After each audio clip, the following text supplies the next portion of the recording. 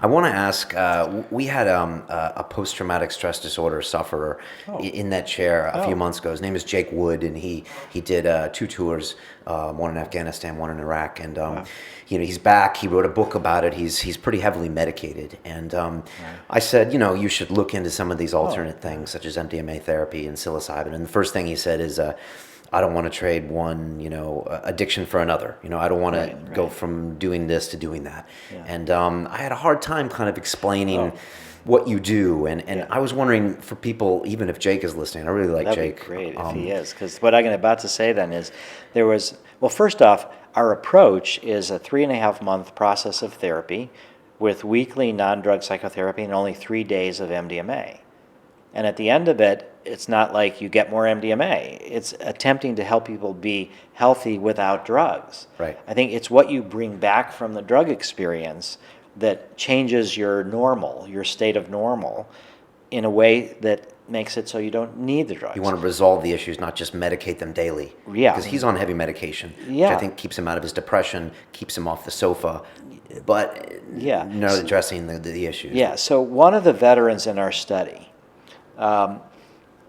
had, again, I've described it. We have 3 MDMA sessions. So in his first MDMA session, which turned out to be his only one, he started realizing that he was using pain medications, narcotic pain medications for his war wounds, but that he had sort of slipped into using them more habitually and not as much for pain, but just for emotional purposes, and that he was getting addicted to the opiates.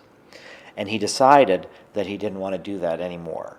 He also came to terms with a lot of the trauma that he had experienced, and felt that he had resolved his post-traumatic stress disorder, and decided during the MDMA experience that he would stop the opiates and he would drop out of the study because he didn't need MDMA either. He didn't want to do anything with drugs.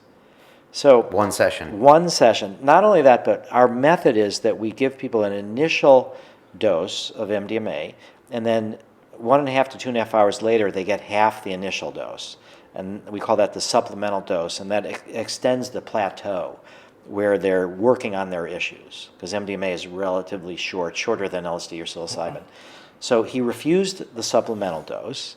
He decided to drop out of the study, but we said, would you please come for our 2 month and 12 month follow up? And it turns out that at his 2 month and 12 month follow up, his PTSD is still gone. Wow. So, for people that are worried that you're trading one addiction for another, it's not that way. That you are sort of trading dealing with the pain in an assisted way, in an intense but assisted way, so that then you don't need to take these other drugs on a daily basis, sort of numb you a little bit to it. And of the people in our study, we did this 3.5 year on average follow up, which is a pretty long time after the MDMA. We found that only one of the people in the study had gone on and done MDMA on their own. At least only one admitted that to us, and I think the others were probably being honest. And what she said was that she would never do that again because it was with a friend. It wasn't as supported as much as it had been before. It didn't quite help her the way she'd hoped. That it wasn't in that intense therapeutic context. So we don't have evidence that people who are in our studies, after the studies are over, actively seek out MDMA on their own. The other thing about MDMA, it's got pharmacological safeguards against addiction. And by that I mean is that the classic drugs that you get addicted to are drugs that are a reliable escape in some way or another, and then unfortunately, people develop a tolerance. They start taking them more and more, and then they take higher doses to get the same feeling. So with MDMA, if you take if you take it frequently, you develop this tolerance, but then you take higher doses, you don't get that same open-hearted MDMA feeling. You get more of the amphetamine energized aspect to it. But you can't just use higher and higher doses and get back to the same feeling.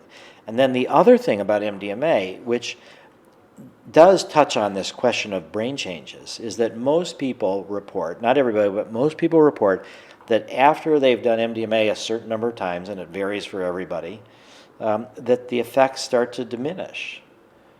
And so I believe there is something changed, and that MDMA, but it's actually a good thing because you've got this window of opportunity, and then it's not quite as profound anymore for people. So it's kind of designed not to be addictive in a way. Yeah, I mean, it wasn't designed intentionally, but Right. but it has those properties. Okay.